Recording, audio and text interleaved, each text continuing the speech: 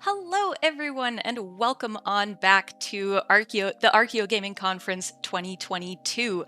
My name is Heather, but I go by Archeo Plays Online, and I am here to talk today about Minecraft as a medium for heritage outreach and education. There is, and basically what I mean by that, just in case anybody is here for the Minecraft and not necessarily from an archaeology perspective, is more or less how archaeologists and historians tell normal people what it is we've found, or at least that's what we tell ourselves. So basically, we're talking about communication about archaeology and heritage and history.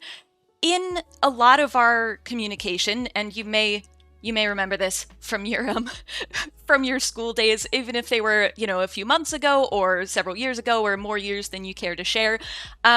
You may remember that not everybody necessarily learns the best with the more traditional methods of communicating archaeology or heritage or history, which is often things like textbooks or newspaper articles, maybe a documentary on TV or something. And those are all really good ways to communicate archaeology, but they don't necessarily work for everybody. So one of the really nice things that we've seen in the last, say, 10 to 20 years is a shift in the media that we use for communicating archaeology and heritage. So that's why I'm talking about Minecraft today. Now, when we talk about different media in Minecraft, there are like two big things that we notice, or at least that I notice, when I look at people trying to communicate archaeology or heritage in a new way. And that is, number one, that they are very much still in favor of objectivity, and they spend a lot of time trying to still communicate objectively, even if it's not a medium that necessarily works objectively or doesn't necessarily require objectivity.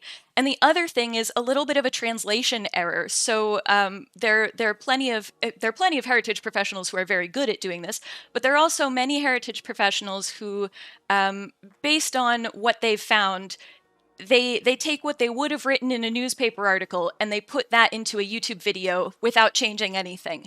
And as you're probably well aware, a newspaper article and a YouTube video are very different things. So one of the things that I'm going to be, the entire talk that I'm going to be doing just now is talking through some of the ways that we can use Minecraft as a medium in its own right and use Minecraft to communicate in the way that Minecraft does, rather than necessarily trying to translate something into Minecraft. So before we sit here staring at my face for far longer than anybody wants to, my Minecraft face, that is, hopefully my face is lovely, but let's talk a little bit about what happens. So I mentioned these translation issues, or these holding on to objectivity that happens. And one of the ways that I see that is that archaeologists, and I am also guilty of this, so this is definitely pot calling the kettle black. It's like guilty as charged. But your face is lovely, thank you. So one of the things that we try to aim for is accuracy in materials. So if somebody is trying to build something in Minecraft that is a site that exists in the real world, let's say it is a stone wall made out of, I don't know, some granite cobblestone. Let's go with that. So in Minecraft, they might come in and they might make a granite wall, right? And all of this is granite, so it's not inaccurate, but it's kind of bland.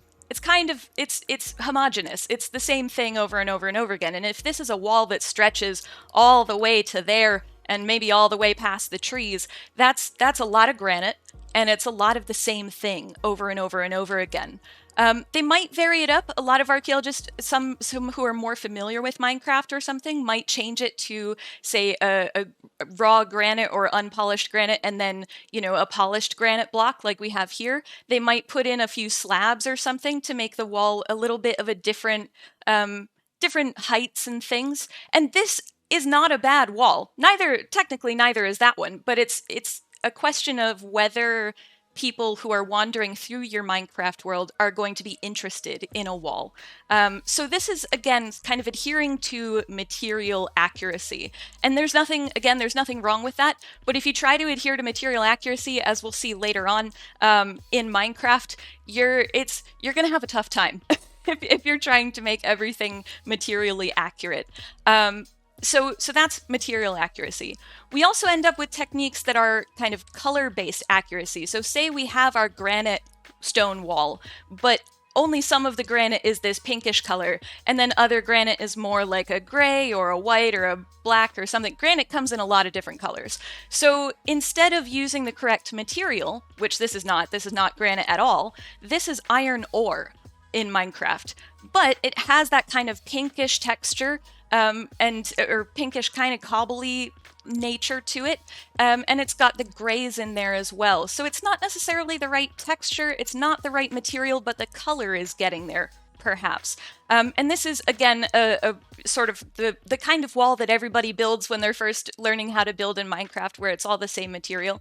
But if we go to, I think it's over here, yep.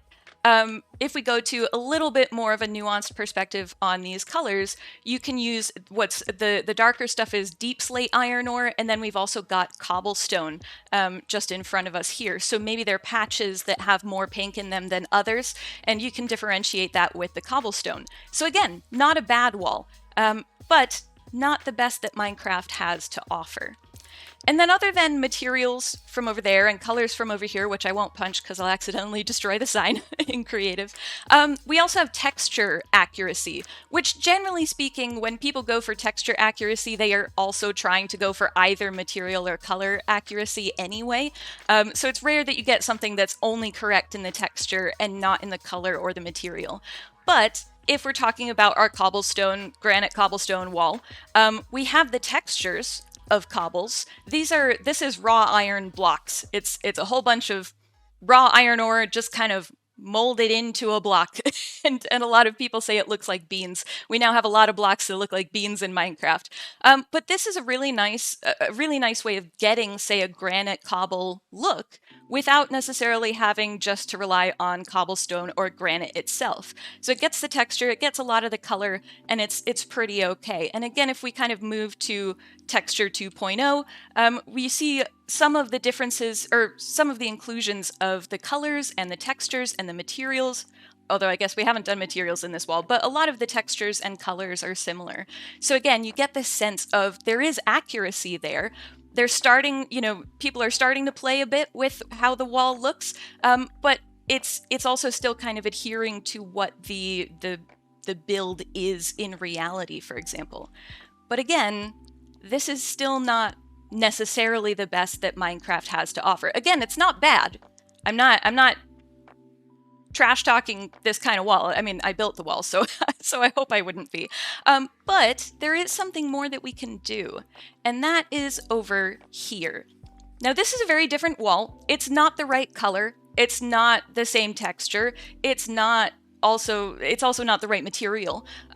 But we have several instances where there are things happening on this wall, and hopefully those of you in chat looked at this wall and immediately thought, oh, I wonder what's happening over there in any one of these three areas that I've got marked off. So with this wall, we do start getting the difference in sort of height of the wall and also in the width of the wall with walls and slabs here that we saw with the granite wall back at the beginning. But also I've got an area here where the wall is kind of fallen down maybe. Cobblestone walls are very fragile, mostly. So when they were created in the past, they often didn't use mortar. So something that you might want to communicate with a stone wall as people are walking through your Minecraft world is that it is fragile, and maybe it's fallen down, or maybe something, I don't know, maybe a cow ran into it and knocked it over. That's entirely possible. It happens.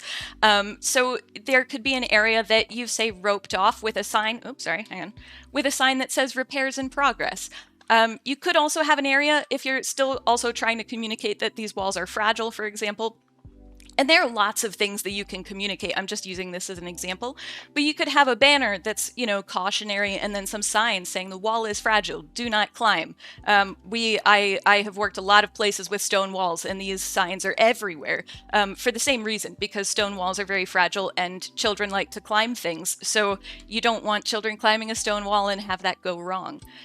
If you also want to maybe not focus on the fragility of stone walls, but on some of their cooler features, you might build a style into the stone wall so that you can go up and down your stone wall. And the thing about these three elements here, it's not that they're somehow necessarily better than these other walls, or that these other walls are bad inherently. It's that these three elements here force the user, or encourage the user, I guess is a better word, encourage the player to ask questions about the wall. What happened to make it fall over, right? The wall is fragile. What's making it fragile? Why can't I climb it? How dangerous is it? Is a question that is safe to ask in a Minecraft world. Or with the style, where do the stairs go? How do they work? Having again worked at a place with many stone walls that had stiles, kids love stiles, so they enjoy walking up and down them. But they also have a lot of questions about what stiles are used for. So this I kind of label as rather than, materials or colors or textures, I've labeled these as immersion or narrative. And I think that's something that Minecraft really does well, is bring the player into a place. We're in a three-dimensional space where we can build anything that we want. So what better way to communicate archaeology and heritage than by literally inviting your guests into a site, and particularly potentially sites that they wouldn't be able to visit otherwise. So with all that said, I do have bigger examples of sites that are built in Minecraft, because why not? Why wouldn't you? It's fun. But yeah, so we've and there's some signs here to remind me what to talk about as I walk. We've talked a little bit about the versatility in Minecraft, but I just want to emphasize again that so long as you can imagine building something in blocks, that's all Minecraft is blocks. So if you can build something out of blocks, you can build it in Minecraft. And you also don't generally have gravity affecting you in Minecraft. You do for some blocks, but not for most. So it's a lot less limiting than if you were stacking blocks in your living room carpet. So that's definitely something to keep in mind. It is also very accessible, and I do want to draw attention not just to the fact that it's accessible as a digital resource that people can access without having to go to a site physically, but also the accessibility options that Minecraft has. I don't know how many of you are familiar with Minecraft, but Minecraft has quite a few accessibility options for disabled players, or anybody who might want to avail themselves of the accessibility settings. In fact, a lot of players use subtitles when they're playing, because in the real game of Minecraft, I'm in a peaceful creative mode right now, which is it's not a not real game, but in survival, basically. There are mobs, there are monsters that will attack you and potentially take all your stuff. So a lot of people like to have subtitles on so that they can see where the monsters are coming from, instead of feeling a little bit like unsure if they hear a noise and they don't know which direction it's coming from.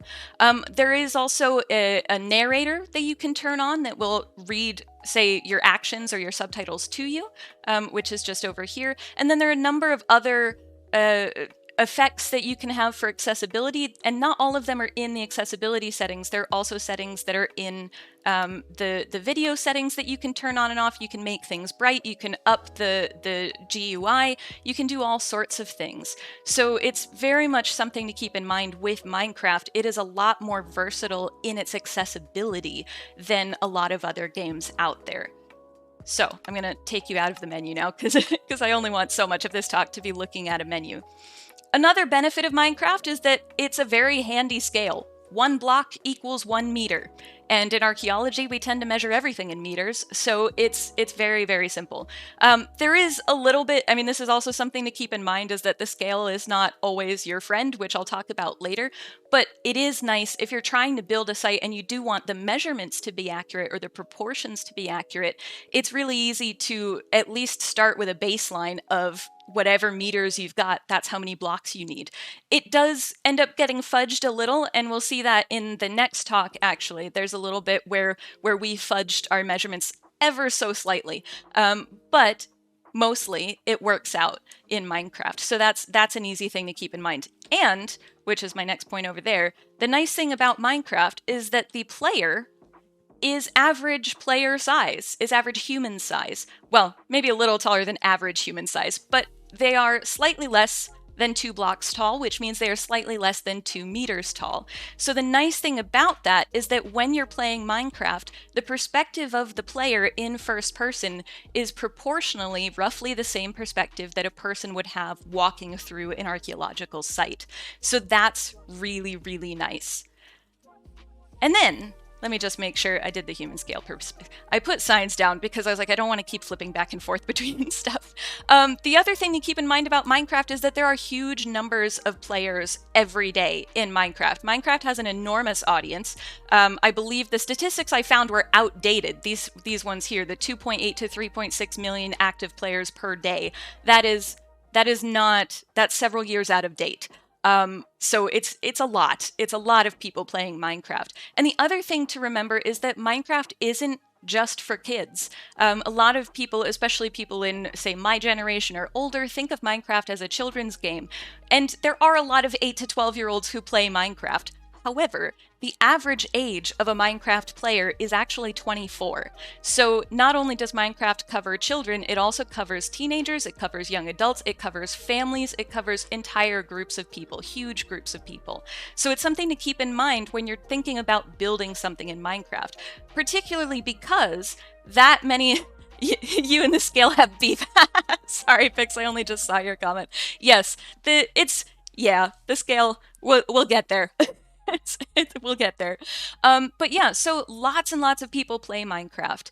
And the other thing to keep in mind, sorry, I jumped ahead slightly, but that's fine. The other thing to keep in mind, or to know, is that Minecraft uses a lot of real world mechanics and examples. So this is probably my favorite. I love this mechanic, and I love that Minecraft put it in. I hope they never ever get rid of it. It is amazing.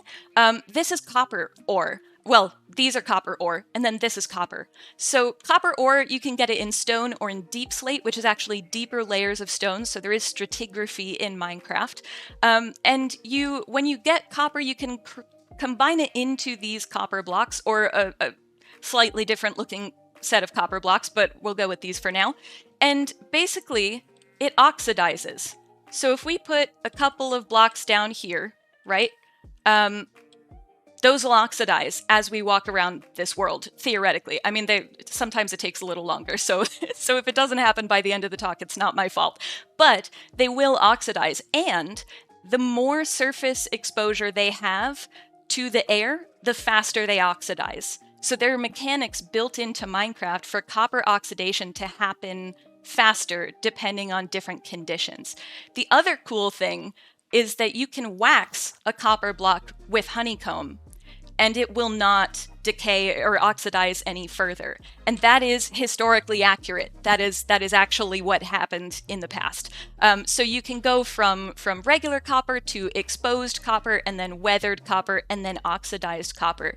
And different people will wax them at different points because different people like the colors for different things. They're all very pretty colors, but I love that we've got copper oxidization in here, especially because if you are an archaeologist who works somewhere where you might find copper or copper alloy objects, the green is spot on. The kind of greenish blue that they've got for the copper is spot on with what we find in the ground, and it's always a bit of a rush to find that color. At least in Scotland, the dirt isn't usually green, so if you uncover something green, you know you found something good, which is great.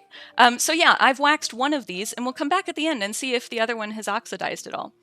But those are the main points of what Minecraft can offer and things to keep in mind with Minecraft.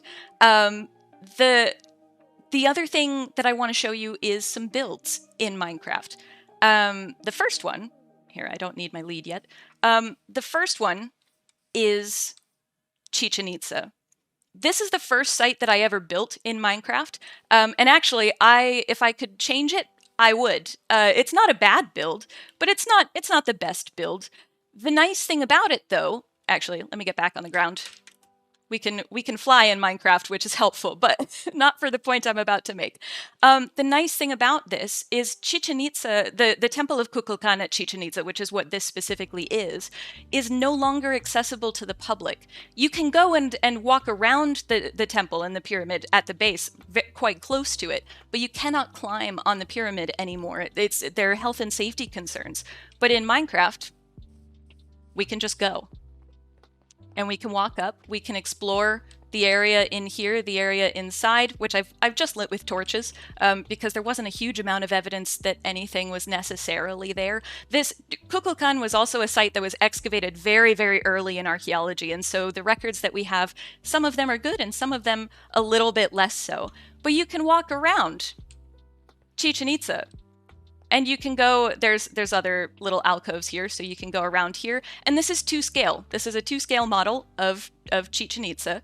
And the other nice thing, which it doesn't quite do in Minecraft, but it does do the serpent thing to a degree. So I'm going to come down here. And I'm going to, well, firstly, I'm going to turn shaders on. Now, shaders are something, if you are a little bit more familiar with Minecraft, basically they make Minecraft look even more beautiful than it...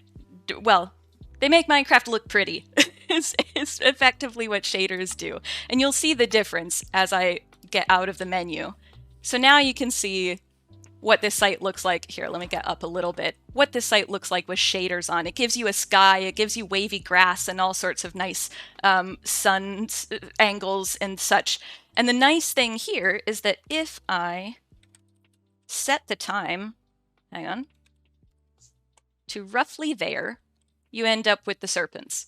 Now, again, it doesn't do it to the same degree. At Kukulkan, it's literally just the tips of the stairs that get caught by the sunlight, and that's because Kukulkan is not quite oriented north in reality. It is oriented close enough to north, but it's not the sun and the equator. It doesn't quite work in Minecraft, but it's still pretty cool to see it in Minecraft, particularly because a lot of people may never be able to see it in real life. And the other element of this, in case you didn't know, is that Chichen Itza actually is pyramid number 3 in this spot. There are actually, at Chichen Itza, 2 additional pyramids. I've only built one of them because trying to work out the scale in Minecraft for the third one was too hard. So I did the footprint of the second one, but the Temple of Kukulkan at Chichen Itza is actually the 3rd pyramid, and all 3 pyramids are basically nested like nesting dolls in the earth on top of a massive sinkhole, or cenote, which is really, really cool. So when I was saying if I could do this one over, I would. Mostly it's because I would love to add at least a little bit more of the other pyramids, and I would love to put the cenote underneath because that would just be really, really cool. Okay, so that's Chichen Itza. And that's an example of what can happen in Minecraft, even when you're not quite... This was before I was at the phase of forget the objective accuracy kind of stuff, which I'm still semi-unlearning because it's hard to ignore your archaeological training at times. But yeah, this was the first one I built. Let's move on to, well, I'm going to talk a little bit about some things that we have to keep in mind as we build in Minecraft, and then I'm going to show you 3 more sites that I've built as well. One is color, and Pix, you can back me up on this, because anybody who's ever tried to build anything in Minecraft has beef with color in Minecraft. These are all of the full blocks in Minecraft that are light gray. Just light gray. There are a whole bunch more that are dark gray. These are light gray. So, and this is like this one. That's a box. It's not normally used in a wall. It's expensive to get. A lot of these blocks are kind of expensive to get, but a lot of them are everywhere. Cobblestone you get everywhere. These are all of the full blocks that are yellow in Minecraft. Not light yellow, not dark yellow, just yellow. So they're about double this number that fall into the gray category. Remember, we're just doing light gray right now. If we include gray, we double it, more or less. This is yellow. So there are certain colors that are less developed in Minecraft, which means that if you're working on a certain type of build, it could be very difficult to actually match the color. And yes, Pix is backing me up on this. The color is so yellow, black, and joyous. Yellows are great, and there's some really nice builds that have been done recently with yellow blocks, depending on which content creators you watch. Gemini Tay does a lot with really good color gradients, and she's been working in the warm colors this season, which is really, really excellent, because the warmer colors, the yellows, the oranges, the reds, they have been struggling. So that's a thing to keep in mind, and I'll talk about something. One of my sites suffers from this in particular predicament. Another issue is the type of blocks, or the block sizes that you get per material or per color.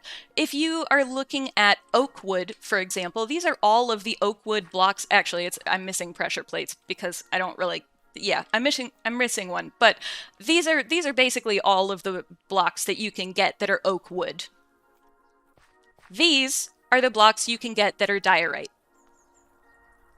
There's a big difference between the variety that you can get in diorite versus the variety you get in oak wood, and both of them you can find from the start of the game. It's not like diorite is somehow a more special material than oak wood. Depending on where you start, oak wood might actually be rarer for you than diorite is.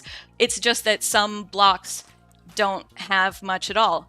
And this is just cyan concrete, and that is the only block that exists that is cyan concrete. So depending on the material you're using, you may be incredibly limited in what you're able to build from it. Light blue. Oh, yeah. Yeah. Oh, light blues. Yes. So there are a lot of blues as well in Minecraft, but they're different shades of blue, and certain shades of blue don't have as many blocks as other shades of blue. So if you're going for like a light blue build, there's actually relatively little that you can use. But if you're going for like a cyan or like a darker blue, there are more blocks. Still not as many necessarily. Well, definitely nothing has as many blocks as the gray blocks. Everything is gray in Minecraft. But there are at least some more with the darker blues. But if you're trying to do a light blue build, it's rough. Some of these are rough.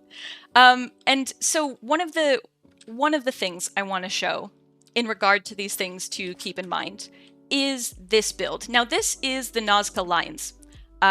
If you've heard of them, these are giant animal glyphs that have been carved into the Peruvian desert, basically. And they are enormous. There are so many of them, and you can build them in Minecraft. It takes a bit of head scratching, but you can do it. And the point I want to make here, and actually let me put this into the right time of day for, oh no, hang on. Time set. The right time of day for the Nazca Lines. The point I want to make here is that you don't need to use the same material. You can use a material that is nothing like what you're building, and it can still come out really, really, really well. So this is the hummingbird, and then we have the spider. Hang on. It's going to take me a second to fly over there because the Nazca Lines are huge. This is the spider over here. And they're easier to see from the air than from the ground, just because of the way that Minecraft works. So trying to make sure that there are pebbles elsewhere in the desert while also building everything out of stairs, it kind of becomes a little difficult to see the lines, as you can tell from this. But if I come up, I can see the spider and the hummingbird quite well. And these are made entirely out of andesite stairs and gravel. And that's it. The rest of the desert itself has some, it's gravel, and then it's got a little bit of clay in it. And then I have some stone buttons. That's the only blocks in this build entirely. Now, you can do a lot with stairs. Do I recommend working with stairs a lot? Depends on what you're doing. Because getting stairs in Minecraft to behave the way you want them to can be a chore and a half. But it doesn't mean that if you're thinking of building something like the Nazca Lines, that you either have to scale it up way larger than it would ever be, or that you can't build it at all. So this is the Nazca Lines. Andesite is generally like a gray color. Gravel is also a gray color. They're both in that wall of gray that I showed you. But Here, with the shaders, I've been able to fudge it a little bit so that the Nazca Lines are the correct color of those deserts in Peru. And again, with the andesite stairs, it's not the correct material, but it definitely does the job, and it does it really, really well. So that's the point I want to make with the Nazca Lines. And the other point the other site I want to visit, there are a couple points I want to make with this site, but one of the things I want to say about it is this is Fushimi Inari Taisha in Kyoto, Japan. Oh, sorry, that's my mouse going everywhere. I took my hand off the mouse. That was a mistake.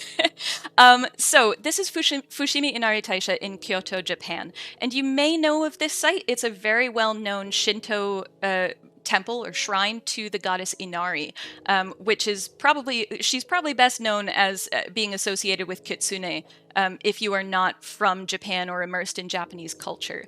And you probably also know this site from the Senbon-tori, which is the paths of thousands and thousands of tori, which are these Shinto archways or gateways that you see here at the beginning of the site. This is a big one, but there are a whole bunch of little ones back there. I have actually made the Senbon-tori, so don't you worry, we're going to walk up that. But the point I want to make here is the same as all the other points, but main things is that the color is wrong. If you are Japanese or if you know this site, you'll know that the color is wrong. And the reason the color is wrong is because I built this in 1.17 when we did not have red blocks aside from concrete. And it really wasn't possible to get the kind of detail that I wanted in the Romon, or the gateway of this site, and be able to do that in the right color. These archways and all of the orange that you see, they're supposed to be vermilion red, but instead I've made them out of acacia wood in Minecraft because that's a bit more orangey, but it was the closest I could get to being similar to the color they're supposed to be. And it's a little bit depressing that in recent months Minecraft came out with an update that put a bunch of red wood into the game, and not only is it red wood, but it's vermilion red. So it's the exact correct color to be using in a build like this. Will I update it? I don't know, maybe. Not at the moment, though. But the other point that I want to make with this, as we kind of walk through, is that this is a sacred site for many people in Japan. It's a shrine, it's a temple, it is a place of worship and a holy place for many people. And so you'll notice as I walk around that there are areas, if you know the site, and even if you don't, I'll tell you what those people will notice. You'll notice that there are no statues anywhere in this site. And you'll also notice that I built the gateway, but I didn't build any temples. And the point I want to make here is that not everything that can be built in Minecraft necessarily should be built in Minecraft. So we need to be careful about what it is we decide to build and make sure that we do it sensitively. I did do this build, and then I did actually get some comments from Shinto practitioners thanking me for not actually building the temples and the statues. So if you are a heritage professional and you want to build a site in Minecraft, it's just something to keep in mind. Just because you can build it doesn't mean it should be represented in a game with a bunch of blocks and a bunch of pixels. Yes, but I do quite like this build. I like what I've done with it. It also has a lot of materials that aren't actually in the building itself. So there's bone blocks making the white walls. Those are not there. The warped wood trapdoors, that's not there. It's colored metal. And the acacia is just all kinds of not correct. It's, as Pix says, it's the color of peeled carrots. If I turn off, actually I can turn off shaders and let you see. Hang on. Don't worry, I'll put the shaders back on for the next site because it deserves them. But yeah, this is the color of acacia wood. It's not a bad color, but if you're going for vermilion red, it's not the right color. so it works well enough, but it's not perfect. Here, let me put shaders back on actually because the Senbon-tori deserve them as well. Also because I just like how my builds look with shaders on, and there's slightly not so humble bragging that I'm doing at the moment. Okay, so I built the Romon, didn't build the temples, but I did also build the Senbon-tori I built a lot of these gates. Probably, I think it's like about 200 that are here. And these torii, they wind here. That's probably going a little too fast for some of you. They wind through the mountains and they go all the way up to the summit of Mount Inari in the back of the shrine, or behind the shrine. It's not in the back, it's behind the shrine. But it's a long walk. It's a several hour hike through the mountains, and it's just gate after gate after gate, or archway after archway after archway. Now, this particular site, I did not build the landscape. I found a landscape that would work for the Senbon Torii, rather than actually building the landscape myself, in part because it was such a big build anyway that I didn't necessarily want to build the landscape, although you'll see that I threw that out the window with the next build and potentially regretted it slightly. But it's meant to be a lengthy walk and a lot of gates. So I think there's about like 150 or 200 of these in this build. But then you do come out onto the summit, ignore the build behind me, onto the summit, and you can actually see the Romon in the distance, which I think is really cool. So the build itself isn't necessarily in the right landscape, it's not necessarily using the correct materials, but it delivers that sense of place that is that immersive narrative element of these builds. Okay, and I have just enough time, I think, to show you one last site, and that was the site where I did build the landscape. I built the building and the landscape. Oop, hang on, let's fly. Let's actually fly. There we go. I'm going to fly over to a horse, and then I'm going to take the horse through the landscape so that you can see the nonsense that I subjected myself to, but it paid off so well. It's so good. It looks so good. So this is my horse. They don't have a name. I just found a fast one. So yeah, this is a build. This entire thing is a build. This is the valley where Bran Castle sits in Transylvania, Romania, and you can see it coming into view just off to the right there, if I manage to not fall in the river with my horse. So if we come just up here, this is Bran Castle, and if you don't know what Bran Castle is, or if you're not familiar with Bran Castle, it is the castle that is the inspiration for Dracula's castle in Bram Stoker's novel. Thank you. Hello, sir. Thank you. All right. I don't want to lose my horse. So this is the inspiration for Dracula's castle, and we can see that if I keep flying. I keep flying while wanting to show you the human-based perspective. If I set it to midnight, it just looks really cool. It's a really cool build. It looks very spooky, but also not very spooky. In fact, it probably, I mean, it's the inspiration for Dracula's castle, but actually it had nothing to do with Dracula. And Bram Stoker, he had like a travel guide for Romania, and he was like, this looks cool, I'll make it this. And the description he gives for Dracula's castle doesn't match any other castle in Romania, so they're pretty sure it's this one. But this one has such an interesting story by itself. In fact, it was owned by an aristocrat who then went bankrupt and took a loan out from the nearby town 3 separate times before he finally just sold them the castle. So there's a whole set of stories with this castle, and I highly recommend you look into it. And if you're curious about any of these sites, I have videos of them on my YouTube channel, which is just ArchaeoPlays on YouTube. But this site is cool. And the other thing, I did just travel through the landscape and then make it immediately so that you couldn't actually see the landscape, because, you know, I'm so good like that. But this entire landscape is built. I built all of this. I used World Edit. I did not do all of it. I did this mountain by hand, and then I was like, yeah, no, let's not do this mountain by hand either. let's not do that. That's too much time and too much space. But the landscape is so vital to understanding this site. And I also built this was before 1.18 came out when I built this. So we didn't have landscapes like this in Minecraft. We didn't have anything like what the castle was in Romania. And when it comes to castles, they command a landscape. They take control over the entire thing. And without me building this, which goes back to where we were, which you can no longer see because it's out of render distance, and I am not on a short render distance. And it goes all the way to over this away, where you see these trees off here in the distance. So it's a massive, massive build, and it goes all the way back as well. There's a lot here. But the point of that is that the landscape, if you're able to and you have the time and maybe several friends to help you, building the landscape can be absolutely vital to creating that immersive feel in a site. So those are the main points I wanted to make. I think I'm slightly running out of time, or about to be running out of time.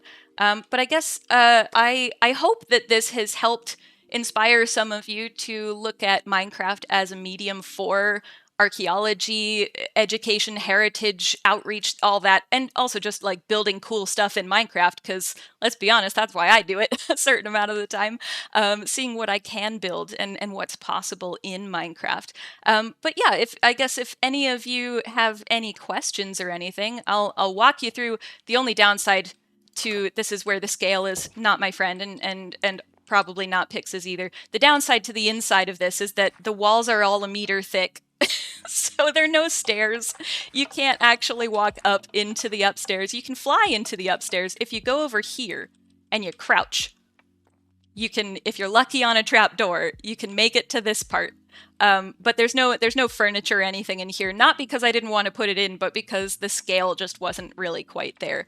But the nice thing is that the rest of the building, the outside areas, are very much the scale that they are in. So do you all to make a server and lose all your free time to it? Yes, do it. That's what I do. Question, what's my next project if I have one in mind, and any other sites I'm looking forward to building? Okay, so at the moment, I am in the process of building the Great Enclosure at Great Zimbabwe. I have the footprint of it. I just need to build the rest of it. So the outline is done. But that is a massive site that was basically a major power center in Zimbabwe, in Africa, for a large period of time, 500 or 600 years. And it's, if any of you are familiar with African sites, it is very near-ish to Mapungubwe, which is a major trade center. So if you've done anything with long distance trade, you've probably come across that site name as well. So it's actually kind of fun because I'm a glass specialist originally. I study glass beads and long distance trade through glass beads, but I also build stuff in Minecraft.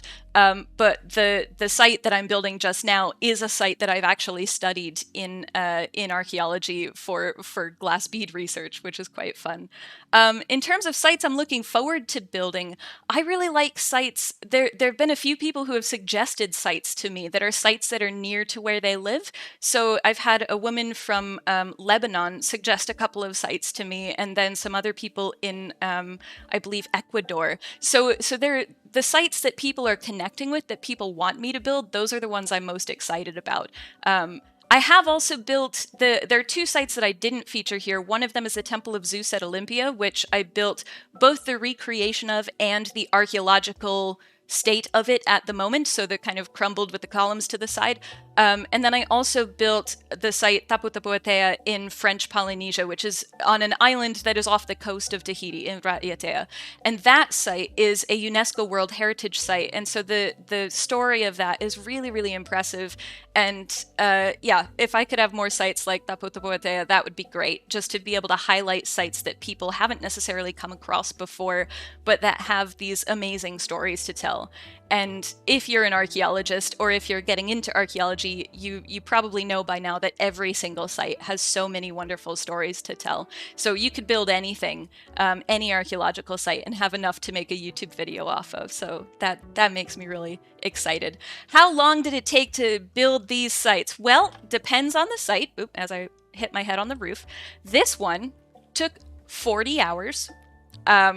Even when I started using World Edit, it took far too long. In part because the footprint of Bran Castle is confusing, and it took me a good 2 hours just to get the footprint of the castle.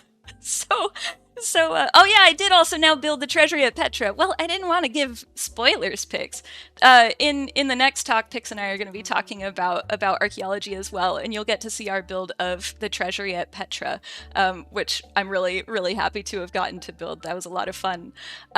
Yes, so this one took 40 hours. The Nazca Lines took probably about 15, maybe. Not because they're mostly to figure out how to do it. The Nazca Lines took a lot of figuring out. I know I've left my horse behind, but it's fine. He'll be fine.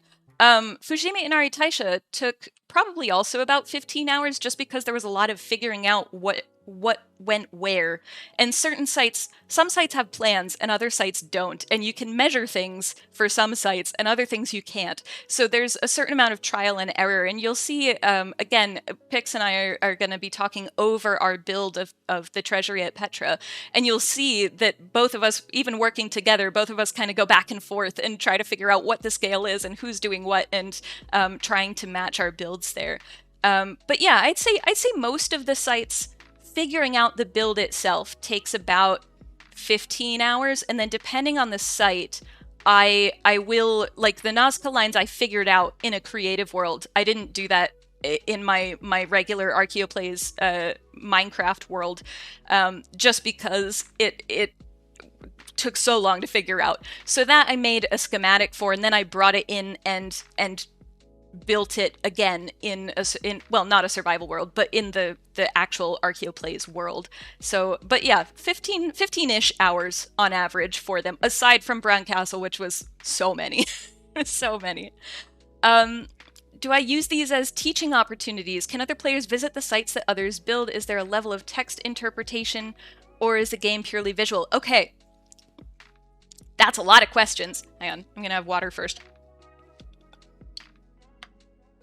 So, I definitely use these as teaching opportunities. My YouTube channel is entirely about archaeological education and Minecraft. So every YouTube video that I make is heritage education, because I've been doing it. Well, I've been doing heritage education for about 20 years, so it's what I fall into, basically. It's the thing I start talking about. It is absolutely something you could use with students if you were able to get a server going and get students in, or you could have students create their own world and present things to a class if they wanted to. Servers, it kind of depends, because you do want to make sure that you have safety measures in place, particularly if you're dealing with younger players. You want to make sure that everybody's safe in that space. But it's absolutely, there's so many Minecraft servers that have young players in them and are very good at safeguarding things. So a lot of those mechanisms already exist in the Minecraft community. In terms of players visiting the sites that others build, this particular world is a single player world. So if somebody were, say, sitting next to me with their laptop and we were using the same internet, I could open it up for them to come in and have a look around. Or I could get a server where somebody anywhere in the world could just join the server. And that's what Pixel Riffs and I did with the Petra build. Because we don't live near each other. So we joined a server and built in a world together. Let me see. Is there a level of text interpretation, or is the game purely visual? There is text. There's actually quite a lot of text, depending on what you want. So these are all the books in Minecraft. Now, these are enchantments. That's how you make your gear magical. There is other elements. It's not all archaeologically correct or reality correct, because, and I would hope not, because creepers are terrifying and nobody deserves them. But the book in Quill is a book that you can write. So you can write whatever you want, and then you can say done, which means that the book is still writable. You can give it to a friend and they can write back if you want, or you can sign it and I don't know, hello, and then sign and close. And now that book is no longer editable by anybody, but they can all read it. And these will go for lots and lots of pages. So you can have lots of textual interpretation. And then you saw the signs earlier over by the walls. And actually, I'm curious if the copper has oxidized or if it was out of render distance. I think it was out of render distance. That's fine. Oops, as I fall in a hole. That's fine. It's all fine. But yeah, so there are these signs. You can't fit huge amounts of text in all the signs, but you can, if you have short blurbs, you can put stuff in the signs. Let me see. Do I have advice for a whole community that is suddenly interested to start Minecraft and make a server? I would say look into servers. There's a whole industry for Minecraft servers, so get one that works. But otherwise, I would say the best advice I could give you is just get stuck into it. The thing that I tend to do, and I know that Pix and I were talking about this when we were prepping the Petra build, is literally just going into the creative menu and scrolling down and saying, okay, I remember these blocks. What blocks have I missed? What are the blocks that are yellow that I've missed? And could I use them somewhere? So I would say just go in and start puttering around and start, playing Minecraft. The only thing, just as an FYI, this world is very peaceful because I intentionally made it so there are no monsters in the world that I've just walked around because I didn't want them blowing things up. Some of the monsters do blow up. So if you do want to just have a world where you build stuff, you should set your difficulty to peaceful just so that you don't have monsters going all over the place. But if you want to have a little bit of excitement, feel free to play with the difficulty levels as well. And then question, what types of historical sites do you find the hardest to recreate in Minecraft? Small ones, I think, are the hardest, or ones that don't have too much space between walls or buildings. There are a number of ones. The Nazca Lines were kind of difficult, but actually once I figured out a system, effectively what I did was I took a picture of I took pictures of the Nazca Lines that are kind of top down, because there are lots of those that exist, and then I figured out the scale of the hummingbird, plopped that into Photoshop, and then put the grid to the correct amount it would be to be meter by meter blocks. And so I just then ticked off the boxes as I filled them in, which is also how I was doing Great Zimbabwe as well. That's how I got the footprint for that. So being able to do that is actually rather simple once you know what you're doing, but then you have to figure out how to do that first. I would say Bran Castle was the hardest to figure out what to compromise on, because it is such a compact building and none of the walls are a meter thick, but you do need walls there. And do you go for, a thinner wall that's the wrong material, or do you go for a thicker wall that's the right color but less interior space? And once it became clear that I couldn't really have that much interior space, I figured, well, we'll just go for the right material so that it at least looks the same from the outside. But yeah, that one was great. And the Bran Castle one, I actually had help. I got a lot of information from the Bran Castle Museum. So they were very happy to have me asking questions. And again, like, if you're curious about that site, I also recommend going onto their website. There's so much information there, and they've done a lot of really, really good work. Yeah. So, I think, given the time, and given that there's another I'm going to be back in about 5 minutes, I think we're going to take a very quick break, or at least, we're going to take a quick break. I'm going to end this stream, and then I'm going to come back with Pixel Riffs, and we're going to be talking about the intersections of Minecraft and archaeology, particularly given the fact that Pixel Riffs is building the past in Empire's SMP Season 2. So if you're an Empire's SMP fan, stay tuned. We're gonna take 10 minutes probably, but we'll be right back. But thank you everybody. Oops, sorry, hang on, forgot I was still in Minecraft. Thank you everybody for coming along and for listening to this talk. I hope it's inspired some of you. I hope, even if you're not an archaeologist, I hope you now feel like you can go and try this in your Minecraft world. And I do also, this I forgot to mention, I do actually have schematics for all of these Minecraft builds that if you become a member on Ko-fi, you get access to all of the schematics. So that's another way you can just use my designs if you don't want to figure it out yourself. But yes, thank you very much for coming along and for asking such good questions. And go get a snack, get something to drink, and we'll be back here in probably about 10 minutes.